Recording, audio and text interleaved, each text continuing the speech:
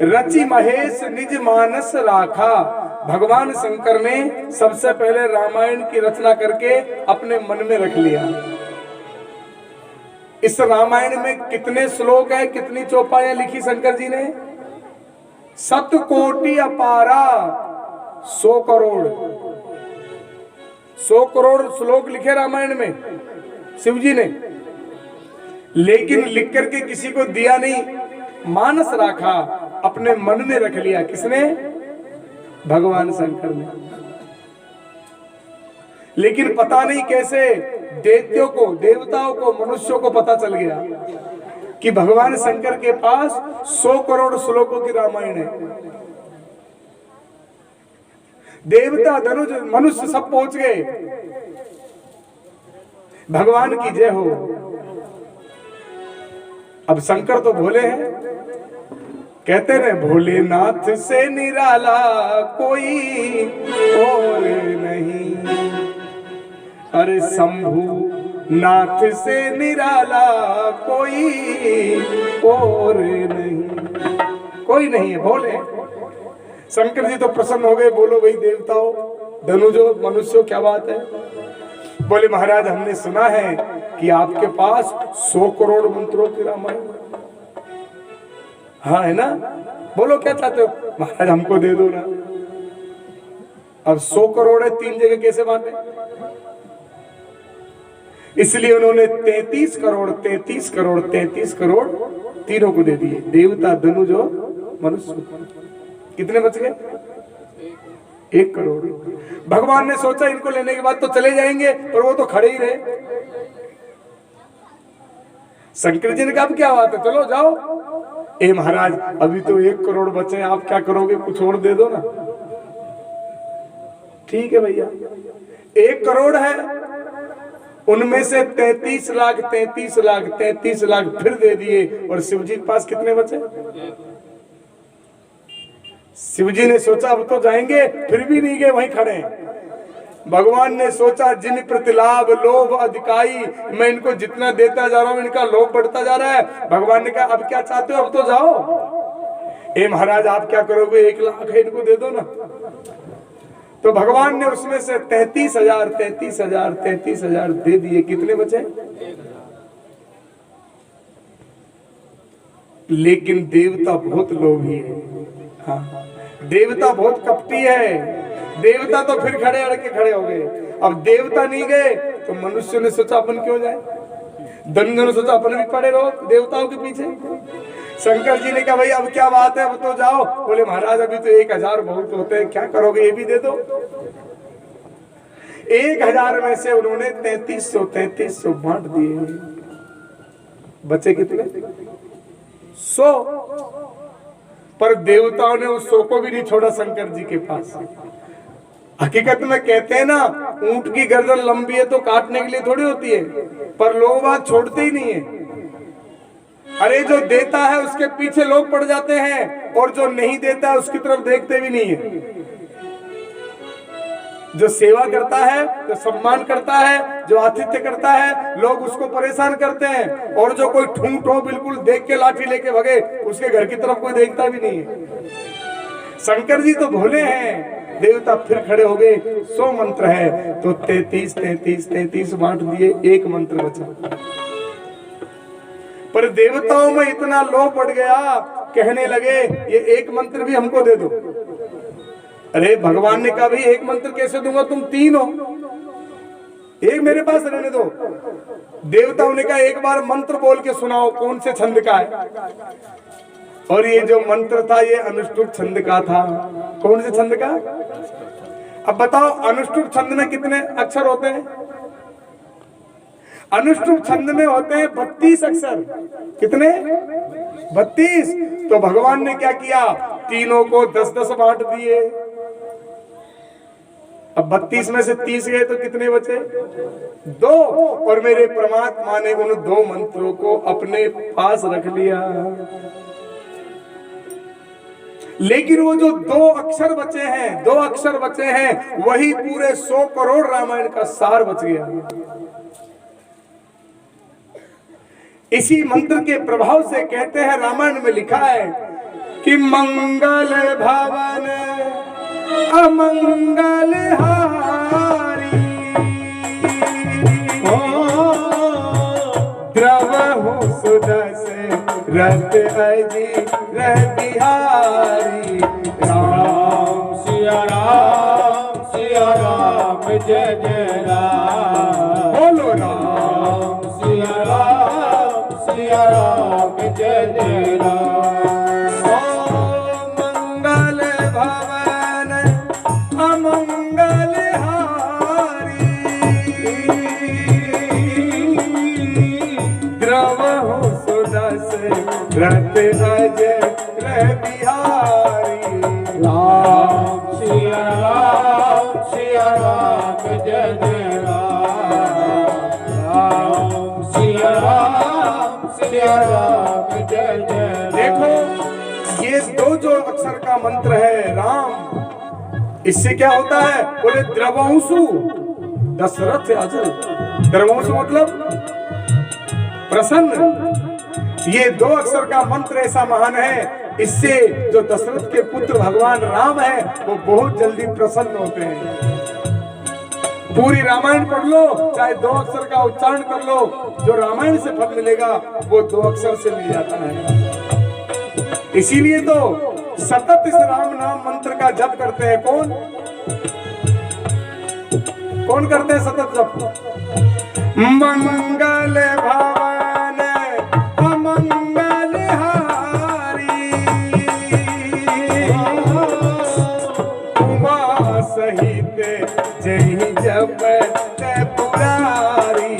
राम सिया राम जय जय राम।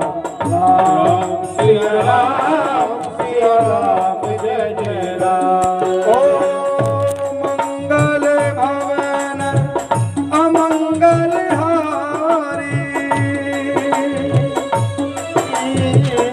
द्रवहु सुदशरथ अजीर बिहारी। बोलो राम सिया राम जय जय राम। राम सिया राम जय जय राम।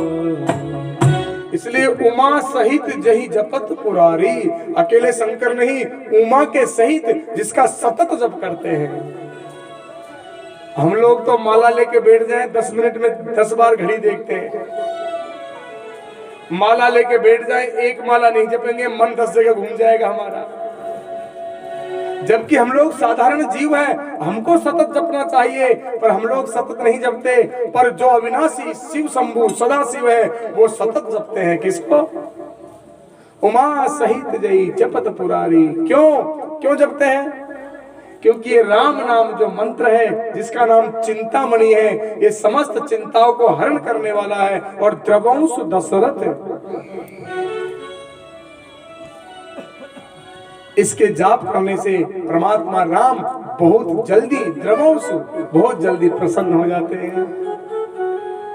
इसलिए भगवान शंकर हमेशा इस मंत्र का जाप करते हैं। पर ये मंत्र कैसा है? ये मंत्र देखने में छोटा सा लगता है राम, पर ये बहुत विशाल है।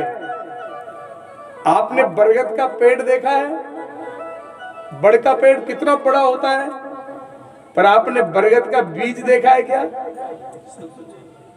सबसे छोटा, बिल्कुल छोटा सा बीज होता, तिल से भी छोटा। लेकिन उस बरगद के बीज में, उस बरगद के बीज में विशाल बरगद छिपा रहता है। उसी प्रकार ये जो राम नाम है, इसके अंदर पूरा ब्रह्मांड छिपा हुआ है। इस राम नाम में पूरा ब्रह्मांड छिपा हुआ है। छिपा कि नहीं छिपा? हरे हरे महादेव। अरे सीधी सी बात है, देखो ब्रह्मांड कैसे छिपा राम नाम में। भगवान गणेश और कार्तिक, बड़े ध्यान से सुनो, भगवान गणेश और कार्तिक जब विवाह का प्रस्ताव आया तो शर्त हो गई कि जो ब्रह्मांड के पहले परिक्रमा दे के आएगा उसी का विवाह होगा। शंकर जी कहने लगे पहले शादी गणेश जी की, पहले कार्तिक जी की, और पार्वती जी कहने लगी पहले शादी गणेश जी की। झगड़ा होने लगा, और झगड़ा भी बहुत तगड़ा, और तगड़े में भी रगड़ा। अब क्या किया जाए? तो शर्त हुई कि जो ब्रह्मांड की पहले परिक्रमा दे के आएगा उसी का विवाह पहले होगा। कार्तिक की सवारी मयूर, कार्तिक जी तो बैठे रूढ़ी मयूर। गणेश जी ने सोचा हमारा तो मुंह से चुहा, ये कैसे जाएगा? मैं एक परिक्रमा दूंगा जब तक कार्तिक जी तो 10 दे देंगे। बड़ी चिंता में हो गए गणेश जी। नारद जी मिल गए। नारद जी को प्रणाम करके कहा, नारद जी ने कहा कहां दुनिया में भटकते हो? अरे राम नाम की परिक्रमा करो, हो जाएगी। गणेश जी ने क्या किया? राम लिखा और उसी की 7 परिक्रमा की, तो पूरे ब्रह्मांड की परिक्रमा हो गई और गणेश जी का पहले विवाह हो गया। प्रथम पूज्य हो गए गणेश जी। इसका मतलब राम नाम में ब्रह्मांड समाया हुआ है। अगर नहीं होता तो गणेश जी की परिक्रमा क्यों मानी जाती ब्रह्मांड की? राम से बड़ा राम का नाम, उल्टा नाम जपत जग जाना। और वाल्मीकि भय ब्रह्म में समाना। राम सिया राम जय जय राम। बोलो राम सिया राम जय जय राम। और देखो राम नाम में एक खासियत और है, इसका नाम है चिंतामणि। ये राम नाम क्या देता है? बोले ये मुक्ति देता है। राम नाम क्या देता है? मुक्ति प्रदान करता है ये राम नाम। इसका नाम चिंतामणि है। तो मुक्ति कैसे प्रदान करता है? बोले भगवान सदा शिव सतत राम नाम का जप करते हैं, सतत जाप करते हैं। भगवान राम प्रकट हो गए। एक बार भगवान राम प्रकट हो गए। शंकर जी ने कहा आपसे एक वरदान चाहता हूं। क्या? बोले मेरी काशी में जो भी मरे वो मुक्ति पा जाए। राम जी ने कहा ठीक है, जो भी तुम्हारी काशी में मरे उसके कान में 3 बार राम राम बोल देना, मुक्त हो जाएगा। तो जो भी काशी में जाके मरता है भगवान शंकर उसके कान में 3 बार राम राम बोलते हैं, मुक्ति। इसलिए काशी में जाके जो भी मरता है उसकी मुक्ति निश्चित है। लेकिन शंकर जी ने कहा महाराज काशी में मरेगा वो तो मुक्त पाएगा, पर ये ब्रह्मांड तो सब हमारा ही है। हम तो चाहते हैं कि सभी की मुक्ति हो, सबकी मुक्ति होनी चाहिए। राम जी ने रास्ता निकाल दिया। बोले कोई मरेगा 4 आदमी लेके जाएंगे, अगर उस समय भी कोई राम नाम का उच्चारण कर देगा तो उससे भी उसकी मुक्ति। तो जब 4 आदमी कंधे पे रख के ले जाते हैं तो बोलते कि नहीं बोलते?